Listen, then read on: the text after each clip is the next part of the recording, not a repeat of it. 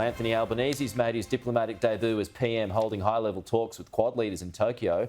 The leaders of Australia, the US, India and Japan all met to discuss Indo-Pacific issues like Beijing's regional reach and climate change.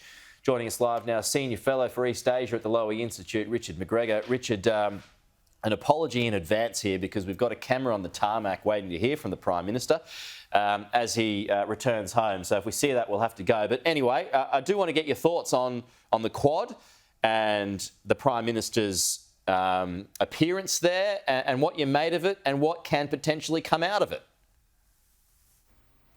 Well, it's very serendipitous for Mr Albanese. I know it was immediately after he was sworn in, but it really threw him in at the deep end with our closest partners in the region. And there's been a lot of speculation since he came to office about, what Labor's policy would be on China. Well, he went to Tokyo and he heard the concerns of all these other important countries. So in that respect, I think the timing has been great for Mr Albanese. As far as we can tell, he's conducted himself quite well. He looked quite comfortable in his skin and the like.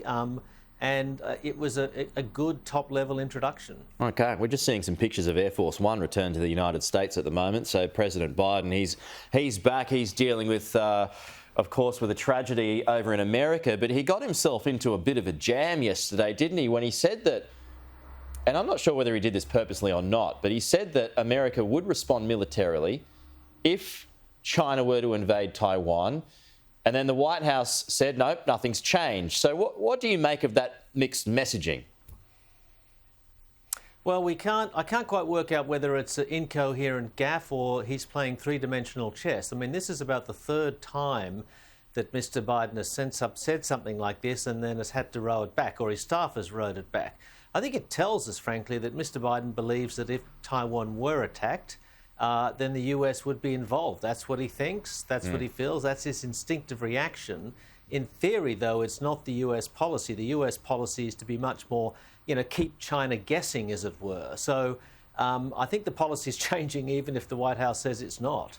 Yeah, and I do sympathise with the president in that respect because, I mean, if he's asked the question, what would America do if China were to invade Taiwan? If he says no, we wouldn't do anything, then that just that gives China a pass, doesn't it?